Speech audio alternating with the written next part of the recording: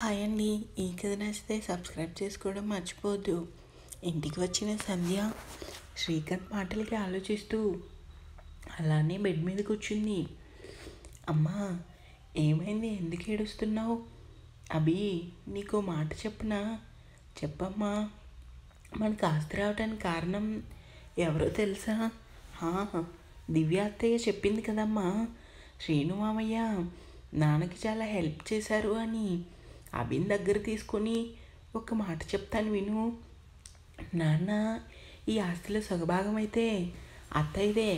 మీ నాన్న డబ్బు పిచ్చి కోసం దివ్య అత్తని మోసం చేయడమే కాకుండా అందరిలోనూ అవమానించి వెన్నుపోటు పొడిచారు. మీ నాన్న చెడ్డవాడని నేను అనటం లేదు. ఆయనకి అందరికంటే ఎక్కువ డబ్బు పిచ్చి. ఒక రకంగా చెప్పాలంటే అదే మీ నాన్న లైఫ్. కానీ అభి, నువ్వు కూడా తమ్ముళ్ళా మీ నాన్న తప్పు చేసినా వెనకేసుకొని రాకు. తప్పు చేస్తే తప్పు అని ధైర్యంగా చెప్పు. అంతేకాదు, ఈరోజు కాకపోయినా రేపన్న రోజున ఈ ఆస్తుల సగభాగాన్ని ఇంటి వారసుడుగా, బాధ్యత గల పెద్ద కొడుకుగా నువ్వు దివ్య అత్తకి ఈ ఆస్తిని అప్పచెప్పాలి. కానీ అమ్మ, అత్తయ్య ఈరోజు చెప్పింది నాకు అసలు ఆస్తి వద్దని.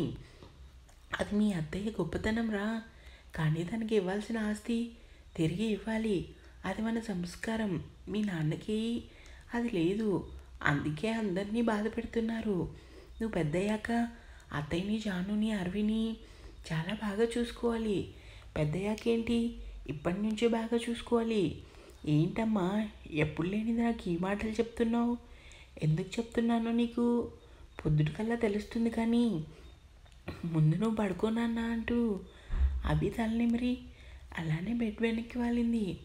వర్షం పడటం వల్ల వాతావరణం చల్లగా మారటంతో అభి వెంటనే నిద్రలోకి చేరుకున్నాడు. టేబుల్ మీద శ్రీకాంత్ ఫోన్ మోగటంతో సంధ్య నెంబర్ చూడకుండానే లిఫ్ట్ చేసి చెవి దగ్గర పెట్టుకుంది.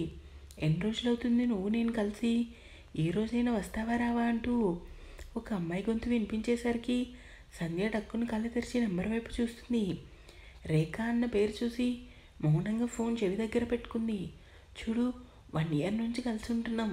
ఇంకెప్పుడు మనం పెళ్లి చేసుకునేది? నువ్వేం చేస్తావో నాకు తెలీదు. మనకి 2 రోజుల్లో పెళ్ళి అయిపోవాలి. తొందరగా ఇంటికి వచ్చేయి. వంట చేశాను, ఉంటాను అంటూ కాల్ కట్ చేసింది. సంధ్య విరక్తిగా ఒక నవ్వు నవ్వింది. నా ప్లేస్ ఆల్రెడీ ఇంకొకరికి ఇచ్చారన్నమాట అనుకుంది. అప్పుడే పార్దుతో పాటు లోపలికి వచ్చాడు శ్రీకాంత్.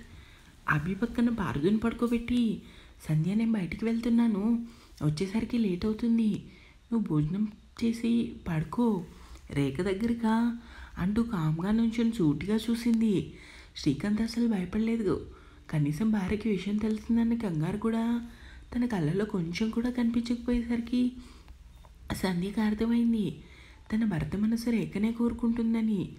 సంధ్య తను నాకు నచ్చింది అంటూ శ్రీకాంత్ ఏదో చెప్పబోతుంటే సంధ్య వెంటనే శ్రీకాంత్ చేతిని పట్టుకొని బయటికి లాక్కొచ్చి డోర్ లాక్ వేసి, ఇప్పుడు చెప్పండి, ఏదో చెప్తున్నారుగా, ఎలానో విషయం తెలిసింది కాబట్టి నేనెందుకు భయపడ్డాం? అవును, రేఖ నచ్చింది. 1 year నుంచి తనతో కలిసి ఉంటున్నాను.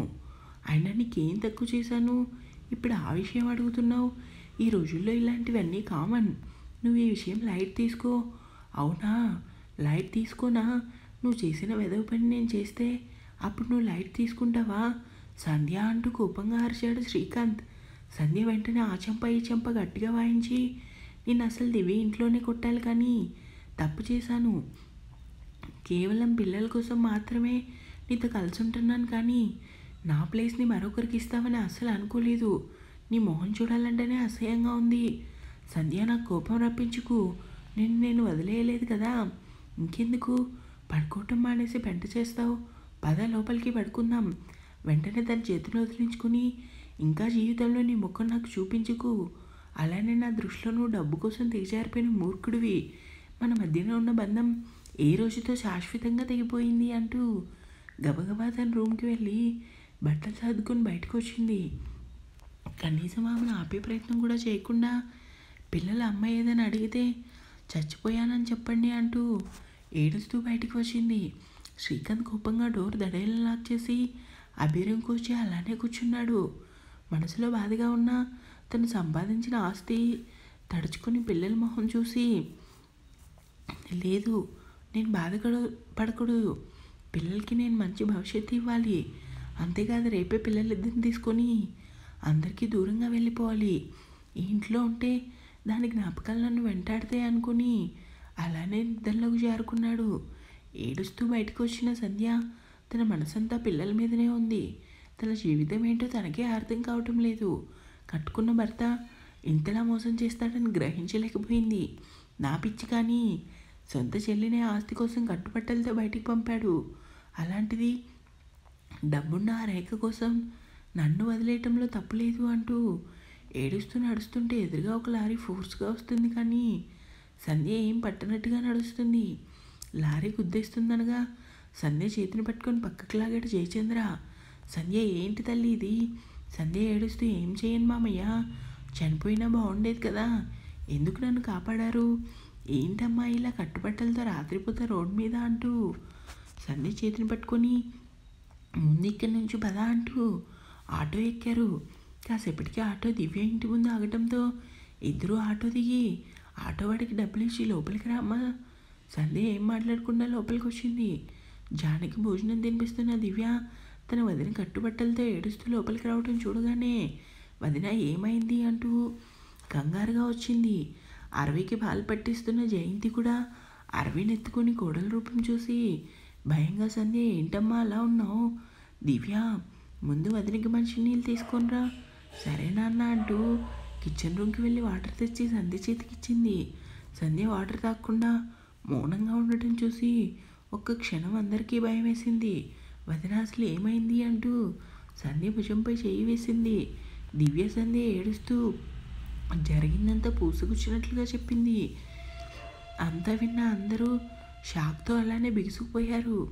ఏంటి నాన్న అన్నయ్య ఇంత దారుణంగా తయారయ్యాడు, చివరికి భార్యను ఆపాల్సింది పోయి అమ్మ ఏదని అడిగితే పిల్లలకి ఏమని సమాధానం చెప్పాలని అడిగాడంటే ఏమనుకోవాలి నాన్న, కట్టుకున్న భార్యను కూడా వదిలేశాడంటే మీ అన్నయ్యకి ఆ రేఖ ఎంత ముఖ్యమో నాకు ఇప్పుడు అర్థమవుతుంది.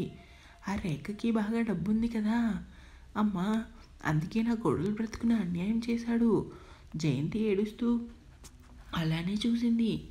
పిల్లల కోసం ఎన్ని రోజులు వాడిని భరించింది, అలాంటిది పిల్లల్ని కూడా వదిలేసి వచ్చిందంటే నా కోడల మనసు ఎంత బాధపడి ఉంటుందో. సంధ్య ఎవరితోనూ ఏం మాట్లాడకుండా ఎదురుగా ఉన్న గదిలోకి వెళ్ళి తలుపేసుకుని అలాగే కింద కూర్చొని తలుపుకు జారపడి అలా శూన్యంలో చూసింది. దివ్య, జయంతి, జయచంద్ర ముగ్గురు బాధగా అలానే గదివైపు చూశారు.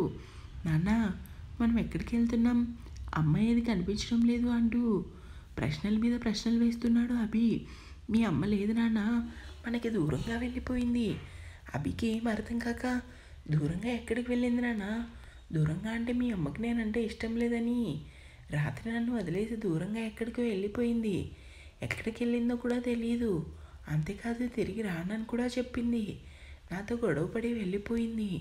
అదేంటి నాన్న, అమ్మ లేకపోతే నేను అస్సలు ఉండలేను అంటూ అభి మారం చేస్తుంటే అమ్మని వెతికే పనిలో ఉన్నాను నాన్న, నువ్వు అసలు ఏడవకు, మనం ఈరోజు కొత్త ఇంటికి వెళ్తున్నాం, అమ్మని మళ్ళీ నేను తీసుకొస్తాను కదా, నిజంగానా, నిజంగా అంటూ పార్దు అభిని ఎత్తుకొని బయటికి వచ్చి కారు స్టార్ట్ చేశాడు. పార్దుకు అసలు తల్లి మీద కొంచెం కూడా ధ్యాసలేదు. కొత్త ఇంటికి వెళ్తున్నామన్న సరదా ఎక్కువైంది వాడికి. కాసేపటికి కారు ఒక ప్యాలెస్ ముందు ఆగటంతో అభి ఆశ్చర్యంగా చూశాడు. అభి, ఇదే మనం అంటున్న కొత్త ఇల్లు, ఎలా ఉంది నాన్న, చాలా బాగుంది నాన్న, అమ్మ కూడా వచ్చి ఉంటే బాగుండేది, వచ్చేస్తుంది అమ్మ, ముందు పదండి ఇల్లు చూద్దామంటూ కొడుకులు ఇద్దరిని లోపలికి తీసుకొని వెళ్ళాడు. అందరికీ దూరంగా వచ్చేసాను, ఇంక నాకు ఎవరు అడ్డురారు, ఇప్పుడు ప్రశాంతంగా ఉంది. కానీ అభికి సంధ్య కోసం ఏమని చెప్పాలి అనుకుని కాసేపు ఆలోచించి, అభి, పార్దు మీ ఇద్దరు ఇల్లు చూడండి, నేను ఫోన్ మాట్లాడొస్తాను, సరేనన్నా అంటూ ఇద్దరు ఇల్లంతా పరిగెట్టారు. శ్రీకాంత్ ఫోన్ లిఫ్ట్ చేసి, చెప్పండి, ఎందుకు కోడల జీవితాన్ని నాశనం చేశావు, నేనేం పొమ్మనలేదు, తనే వచ్చేసింది, దానికి నన్నేం చేయమంటారు, రాత్రి కొంచెం ఉంటే ప్రాణాలు పోయేవి తెలుసా, సమయానికి నేను వచ్చాను కాబట్టి సరిపోయింది, లేదంటే సంధ్య కూడా మనకి దూరం అయ్యేది, అసలు మీరు ఇప్పుడు నాకు ఎందుకు ఫోన్ చేసినట్లు, ఛీ నీతో మాట్లాడదామని ఇంటికి వచ్చానురా, కానీ ఎవరు లేకపోయేసరికి నేనే మీకు ఫోన్ చేశాను. కానీ మాటలను బట్టి నాకు ఒకటే అర్థమైంది, అందరికీ దూరంగా సంతోషంగా బ్రతకడానికి నీ దారి నువ్వు ఎంచుకున్నావని. ఇప్పుడే చెప్తున్నాను, జీవితంలో నీకు మళ్ళీ కుటుంబం గుర్తొస్తే కనుక తిరిగి మా దగ్గరికి మాత్రం రాకు అంటూ కోపంగా ఫోన్ కట్ చేశాడు. శ్రీకాంత్ ఫోన్ పక్కన పెట్టి ఆలోచిస్తున్నాడు. సంధ్య లేకపోతే పిల్లలిద్దరూ ఉండలేరు. అలా అని రేఖను తెచ్చి వీళ్ళకి తల్లించేయను. రేఖ నా పిల్లల్ని బాగా చూసుకోలేదు. తన పద్ధతి అంతా వేరు. నా పిల్లలకి ఎటువంటి లోటు లేకుండా నేనే చూసుకుంటాను. అంతగా సంధ్య కోసం అడిగితే ఏం చెప్పాలో నాకు బాగా తెలుసు అనుకున్నాడు. దూరం నుంచి తండ్రిని చూస్తున్న అభికి ఏదో అనుమానం మొదలైంది. కానీ పార్థగోళకు తేరుకొని మళ్ళీ ఆటలో మునిగాడు. ఇంకా ఉంది, కీప్ వాచింగ్.